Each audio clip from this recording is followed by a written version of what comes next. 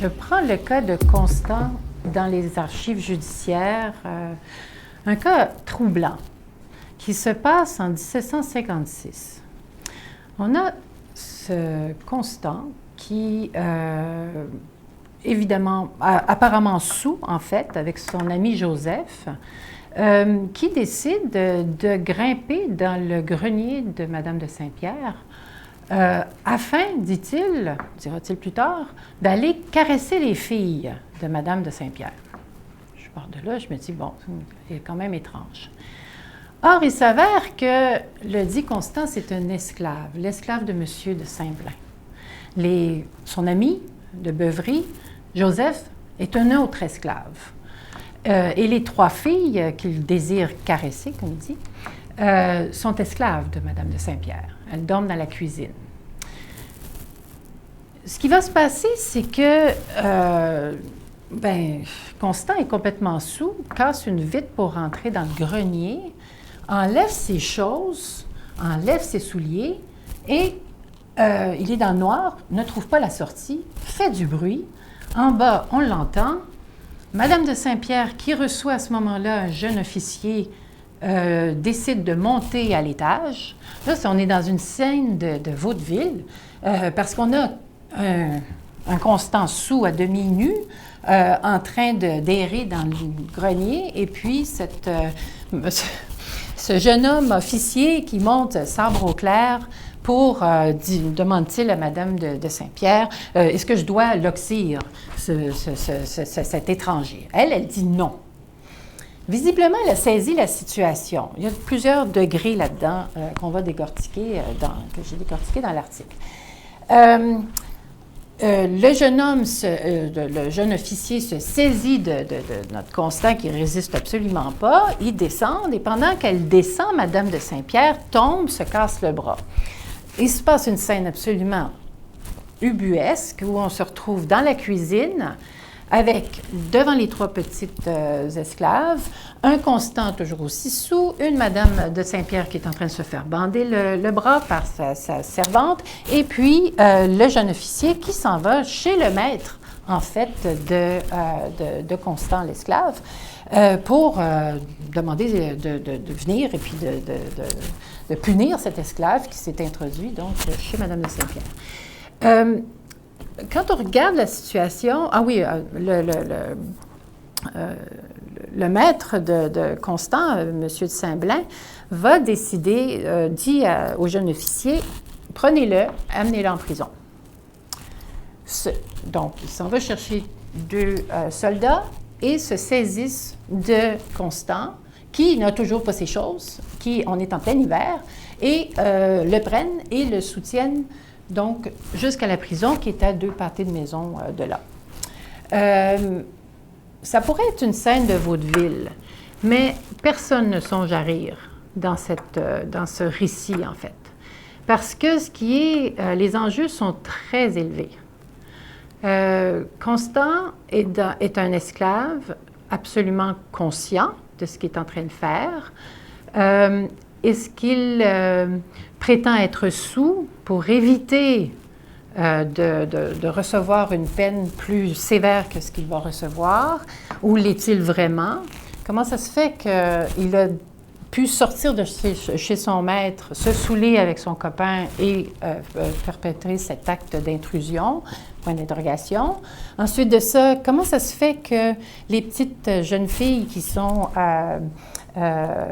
qui resteront d'ailleurs anonymes tout du long du procès. Comment ça se fait que ces jeunes femmes qui sont dans la cuisine se dissocient complètement de lui, prétendent qu'elles ne le connaissent pas, alors que lui va raconter lors du procès qu'elles lui ont demandé de s'enfuir avec lui, et éventuellement de tuer Madame de Saint-Pierre. Donc, on est dans quelque chose d'assez sérieux qui se passe là. Comment est-ce qu'on sait tout ça? C'est que nos archives judiciaires dans le régime français ont ceci de particulier que tout est pris verbatim. Alors, des gens qui n'ont ni le savoir de lire ou d'écrire vont avoir une voix qui va être transcrite par le greffier. Et c'est absolument sensationnel parce que s'ouvrent alors des petites fenêtres, en fait, à chaque fois, sur des régimes de vérité, des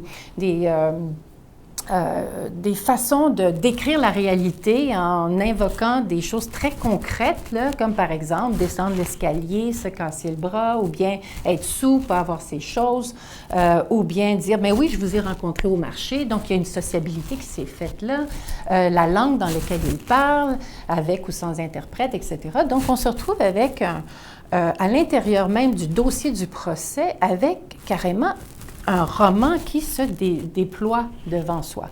Alors, comment rendre compte de ce qui se passe dans la maison de Madame de Saint-Pierre, pardon, et comment rendre compte aussi, parce que c'est ça mon intérêt en histoire, c'est de regarder les relations de pouvoir qui se passent. Et or, dans la maison de Madame de Saint-Pierre, on se retrouve avec une maison entièrement féminine. Son mari est mort il y a quelques années, elle est veuve, elle vit avec sa tante, une bourgeoise.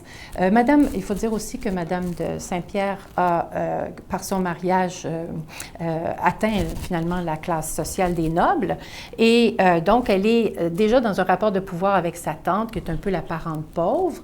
En dessous de cette tante, il y a la domestique métisse, qui, elle, a été engagée par son père auprès de Madame de Saint-Pierre. Et en bas de la pyramide se trouvent les trois autochtones esclaves. Alors, déjà, on a une sorte de microcosme ici où s'exprime un certain nombre de relations de pouvoir. Entre là-dedans un esclave qui, lui, habite pas loin, hein, il habite à un pâté de maison, même pas, qui connaît ses esclaves, qui connaît aussi la jeune domestique, qui va le reconnaître. Et visiblement, Madame de Saint-Pierre connaît aussi cet esclave. Elle a l'habitude d'avoir des esclaves à la maison, elle a l'habitude de gérer les crises domestiques et tout ça. Elle n'est pas du tout énervée de savoir qu'un voleur est peut-être entré dans sa maison. Normalement, si on n'avait pas été en 1756 en pleine guerre, en plein moment de rationnement, il y avait une sorte d'hystérie, on avait peur des voleurs parce que justement la nourriture était rare. Si on n'avait pas été à ce moment-là, et si surtout le jeune officier n'avait pas été présent, sans doute qu'elle aurait pris les choses pour ce qu'ils étaient, et elle aurait pris le Constant par l'échine, l'amener en bas, et il n'aurait pas résisté parce qu'il savait parfaitement tenir son rang. On le voit exactement dans les textes. On le voit qu'il sait exactement, comment dirais-je, qu'il sait respecter le rang de chacun dans la hiérarchie sociale, et il sait parfaitement que même si le jeune officier il aurait pu lui taper dessus puis s'enfuir très facilement, il ne peut pas le faire parce que, pas dans le régime servile qui est à Montréal à ce moment-là, on l'aurait retrouvé très facilement, etc. Donc, c'est produit dans cet article-là une sorte de découverte due à mon ignorance, tout simplement, de tout un monde. Moi qui allais chercher les femmes, je suis tombée sur les Autochtones. Ensuite, sur les Autochtones, je tombe sur des esclaves. Et là, s'ouvre tout un nouveau dossier qu'il s'agit maintenant de documenter, ce que je suis en train de faire pour le prochain article.